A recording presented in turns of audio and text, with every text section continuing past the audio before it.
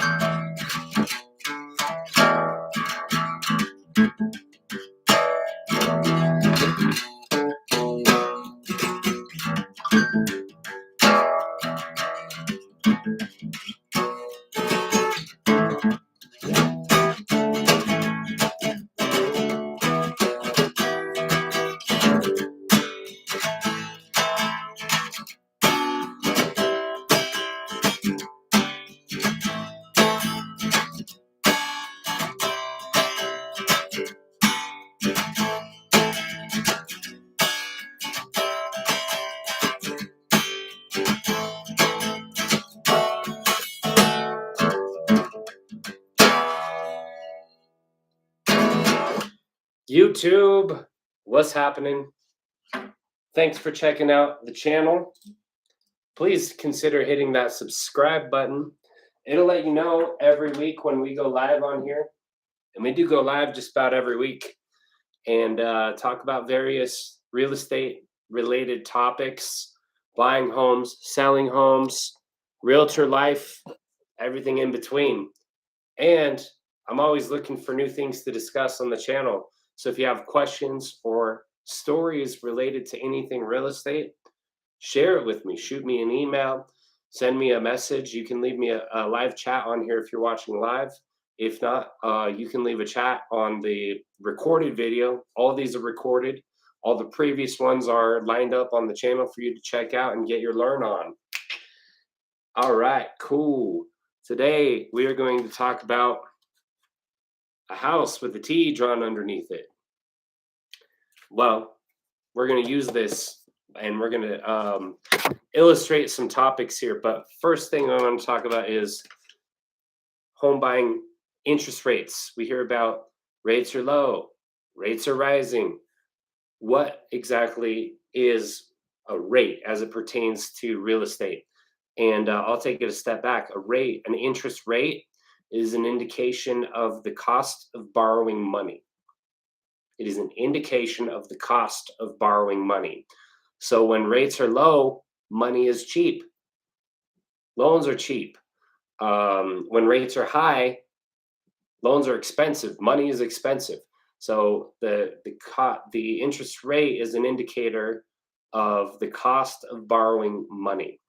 So just to give you a snapshot, the past couple of years, we've heard a lot in the news and on the radio about low interest rates for home loans and for refinancing existing mortgages to get a lower interest rate. So what that means is that for that time period, especially during lockdown, then the rates were very low. They were held artificially low by the government and by the powers that be in order to encourage people to continue to buy homes. Well, now rates are climbing back up again. And that is an indication that the free market is finally being allowed to do what markets do now, which is fluctuate. Markets don't just continually climb, continually drop, or stay flat. Markets ebb and flow like this. and that's how it is supposed to work in a free market system. So the fact that we're seeing the rates go back up again, they've been low for so long that the market is finally allowed to travel again. And we're seeing especially at the higher price points, we're seeing a little bit of the market softening now. So I want to put that in perspective because people are like, is it becoming a buyer's market again? No, it's not. The reason is you still have to follow the laws of supply and demand. Let's draw a quick little diagram here.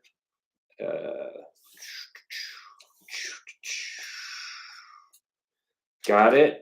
Okay. Supply, demand. I think it's backwards from what I drew it on the video, but you can see you have a supply curve and a demand curve. When supply is high and demand is low, you have a surplus. This is some economics 101 for you. But that's not us. That's not the market that we're in right now, because we don't have a surplus of homes on the market. We're up here, high demand, low supply.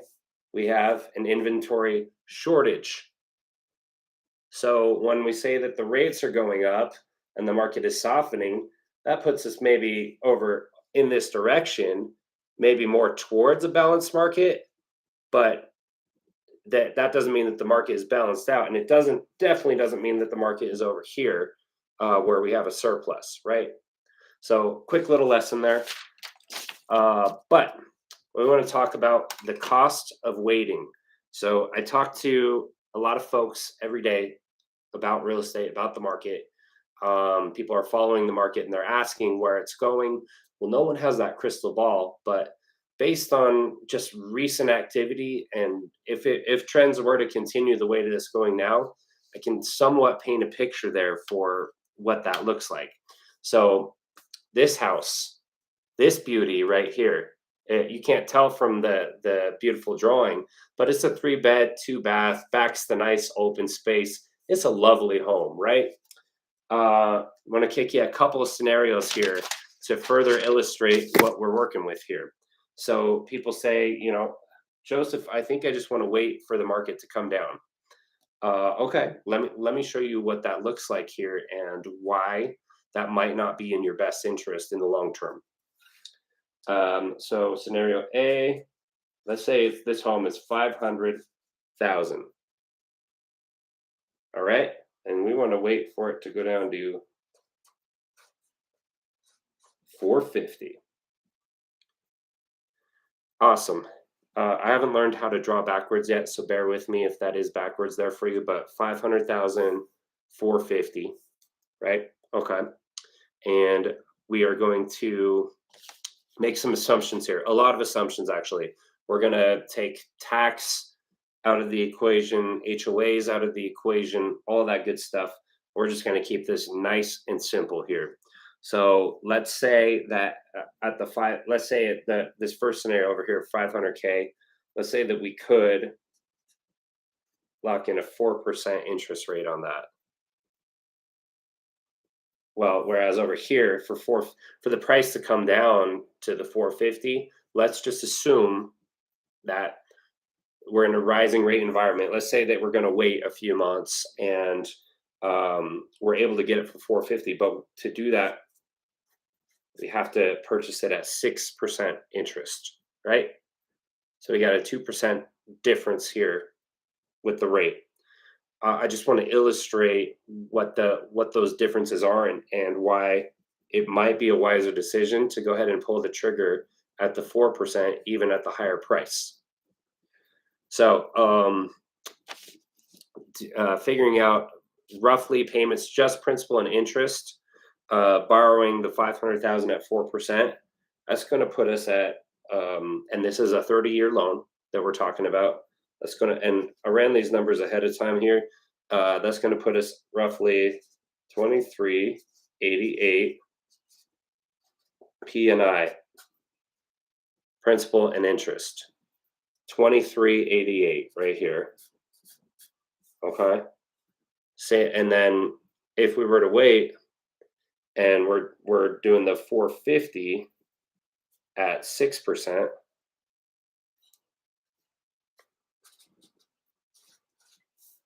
2698 P&I. Now, why is that higher? There's more interest in this payment than there is over here.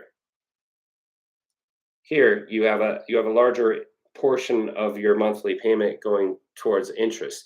Even though your principal balance is less with the 450, you're paying more interest. So what does that look like here? Let's take a look. Over 30 years, that's 360 payments. Over here at the 4%, when you bought the home for 500K, I'm just doing the 2388 payment times 360. That gives us total that we paid for that home, 859,680. Okay, 859,680.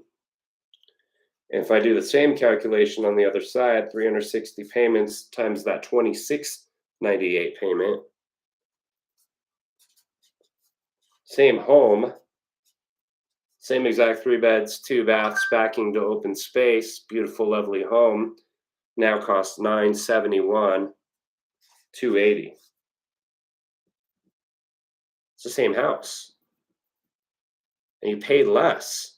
You bought it for 50 grand less, but 859,680 over here with the 4%, up, bumping it up to 6%. You're paying over that 30 years, $971,280.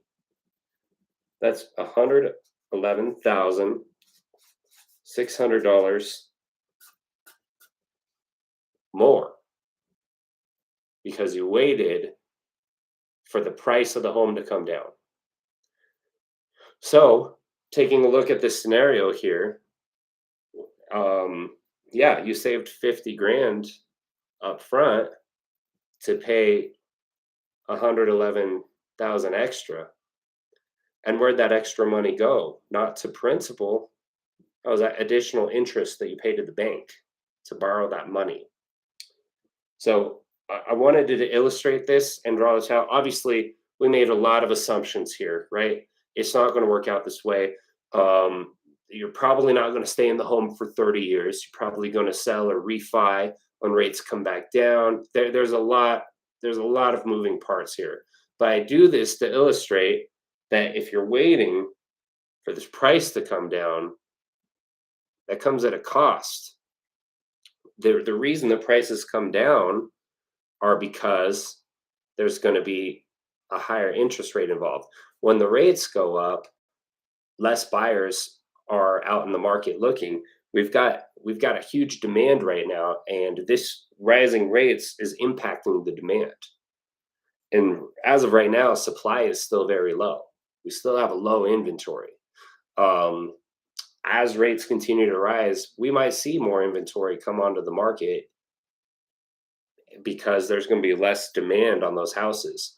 But when I say less demand, I'm talking about instead of 10 offers going, up to 5-10% over asking price, then we might see 2 or 3 offers on the home, and it might just be a few thousand over the asking price, or it might just be the asking price.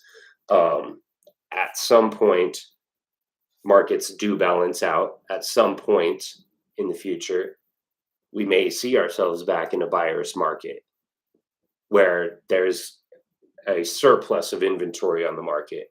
We're not there today, not by a long shot, but especially at higher end price points, we're seeing it soften to where there might be a little bit less offers, a little bit less activity on those homes. So I wanted to demonstrate this to you guys. If you were thinking about getting in and you're hearing about the rising rates, I wanted to show you what that looks like and what that means for you as a buyer. And if you've been thinking about maybe making a purchase in a year or so, in a rising rate environment, it might be worth it to talk to a lender about what it looks like today, just so you can get a feel. And you might be closer to being a homeowner than you think. If you're paying rent right now, and rates are going up, I mean, consider it this way: your return on investment for renting is always zero. Doesn't matter if it's a buyer's market or a seller's market. You will never see a return on investment because it's not an investment.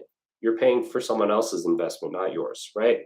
Um, and if you do own a home right now and you're considering making a move, either moving to a different location, or you wanted to have a little bit more space, or you wanted to downsize, um, with rising rates, that might impact you on the sell side, to where you're not going to be able to just price it willy-nilly and put it on the market and get, a million offers and crazy amounts over asking. Not when rates are rising like this and there are fewer buyers out there in the buyer pool. um, they're being priced out by the rising rates, so they might be dropping out of the market, and you'll have fewer buyers with fewer eyes on your property. But that said, when you do find a buyer for your property and you get it sold, then when it comes to you buying your next property, now you've got a little bit more negotiation power on your end because you have less competition. I hope that helps you guys.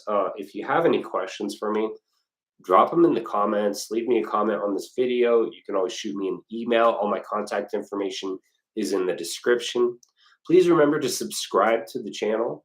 And I put out content like this very often. In fact, I'm putting together a video right now of a cool visit that my better half and I made today out to Meow Wolf, Denver. That was quite an awesome experience. Going to share that video with you, and that'll be on the channel shortly. Thanks, guys, and have a great one. We'll see you soon.